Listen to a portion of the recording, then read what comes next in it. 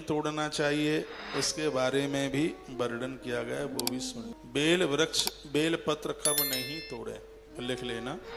मंत्रेणानेन चिन्यातः bill पत्राणि भक्तितः पक्षांत द्वादशी सायं मध्याह्न भिन्न कालतः। इसमें जो लिखा है, मेरे सामने ग्रंथ है, मैं उतना ही बोलूंगा जितना इसमें लिखा है, एक्स्ट्रा नहीं बोलूंगा बिल्कुल भी, जितना लिखा है। जो ग्रंथ मैं आपको सुना रहा हूं ये भगवान महादेव का बड़ा प्रिय ग्रंथ है, इसका नाम है बृहद धर्म पुराण। बृहद धर्म पुराण के पूर्व खंड के 11 नंबर के अध्याय के श्लोक नंबर 21 में ये बताया गया है कि बेल पत्र कब नहीं तोड़ना चाहिए, ये बताया गया। तो बृहद धर्म पुराण पूर्व खंड अध्याय नंबर 11 यानी 11 और श्लोक नंबर 21, इसमें लिखा है मंत्रेणानेन चिन्यात बिल्व पत्राणि भक्तिता।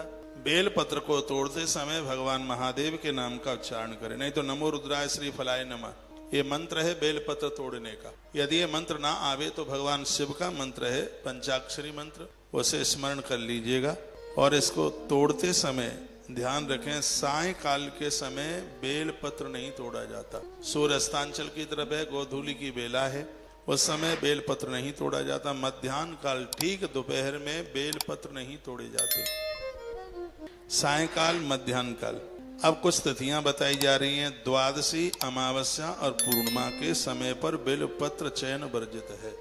ये भगवान नारायण की वाणी है। भगवान नारायण ने इसमें सोमवार का नाम नहीं लिया, इसमें तो संक्रांति का भी नाम नहीं लिया, जो मैं आपको जिस श्लोक से सुना रहा हूँ। हो सकता है लिंग पुराण में कुछ और कहा गया हो, जब लिंग पुराण सुनाऊंगा तब वहां भी मैं आपको बोल दूं। लिंग पुराण की कथा उज्जैन में है। लिंग पुराण बहुत सुनने के लायक है। भगवान शंकर की पूजा का जितना महात्म्य लिंग पुराण में है, बहुत अद्भुत। एक से एक चैप्टर है, एक से एक प्रसंग है। बोलिए बांके बिहारी लाल की जय हो। श्री हनुमंत बलवंत महाराज की जय हो। जय जय श्री राधे। इस ग्रंथ में कहा गया पक्षांत द्वादशी सायं मध्याह्नम भिन्न कालता। कहा गया है कि सायंकाल मध्याह्न काल द्वादशी अमावस्या पूर्णिमा इन दिनों में बेल वृक्ष का चयन वर्जित है। अन्य समय उक्त मंत्र का पाठ करते हुए बेल पत्र का चयन करें। एक बात मैं आपको बोलूं, मैं जिंदगी भर मावस को भी तोड़ता रहा बेल पत्र, पूर्णिमा को भी तोड़ता रहा, द्वादशी को भी मैं तोड़ता ही रहा हूं। हो सकता है कि मध्याह्न काल में भी तोड़ लिया हो सकता है संध्या काल में भी तोड़ लिया हो जानकारी न रही हो, ऐसा बिल्कुल हो सकता है। मैं एक बात बहुत हृदय से बोलूंगा, अनजान में यदि कुछ हो जाता है तो भगवान महादेव क्षमा करते हैं, हमें जान के नहीं करना चाहिए। हाँ, तो हम अपनी टेक ना करें। मावस को नहीं तोड़ना तो पहले तोड़ के रख लो, पूर्णिमा को नहीं तोड़ना तो पहले तोड़ के रख लो, उसमें क्या है। सायंकाल को तो वैसे भी पेड़ों को हाथ भी नहीं लगाया जाता। मध्याह्न काल में भी देवता विश्राम करते हैं दोपहर के समय में, इसलिए तो मंदिरों में पर्दा डाल देते हैं। तो समय मत तोड़िए, सुबह तोड़ लीजिए, दिक्कत क्या है इसमें। और अनजान में कभी ऐसा हो जाता है तो मुझे नहीं लगता कि भगवान कोई हमारे ऊपर कुपित हो जाते हैं। तो इस श्लोक के माध्यम से मैंने ये बात कही आप। और आगे की बात सुनिए। शाखा भंगो न कर्तव्यो नैवा रोहे तदाम तरु। बिल्व वृक्ष पर आरुण तथा शाखा भंग न करे, यानी शाखा को न तोड़े। मैंने आज ही बोला। श्लोक नंबर 22 22 नंबर का श्लोक है, जिसमें कहा गया है कि शाखा को न तोड़े। पत्र चयनार्थ आरोहण तो कर सकते हैं, लेकिन उनकी शाखाओं को काटें भी नहीं, तोड़ें भी नहीं। अखंड बेलपत्र भगवान को शिव पूजा में चढ़ाना चाहिए, खंडित ना हो। बेलपत्र 6 माह तक बासी नहीं होता। एक बार का तोड़ा गया बेलपत्र उसे पूरे 6 महीने तक आप चढ़ा सकते हैं। 6 महीने तक वो बासी नहीं है। लिखा है षड्मासानंतरम बेलपत्रम परिशुतम भवेत, यानी बेलपत्र 6 महीने तक बासा होता नहीं है।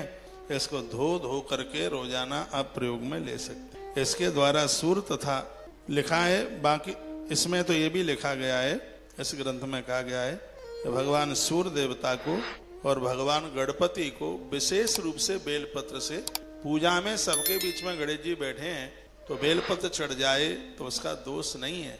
एक विशेष रूप से आप बेलपत्रों से गणपति की पूजा और सूर्य नारायण भगवान की पूजा के लिए इस ग्रंथ में मना किया गया है। यह भी श्लोक बड़ा अद्भुत है और यह श्लोक कौन से नंबर का है वो भी मैं बता दूं आपको।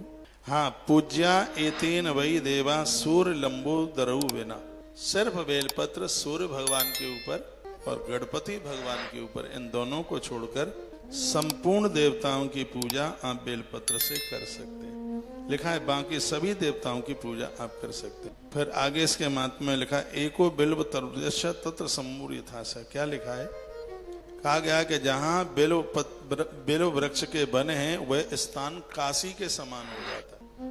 जहाँ पर पूरा बेल वृक्ष का वन है, साक्षात उस स्थान को काशी मान लो। इसमें बिल्कुल भी कोई संशय वाली बात नहीं है। जहाँ बेल के 5 वृक्ष हैं वहां स्वयं महेश्वर विद्यमान है।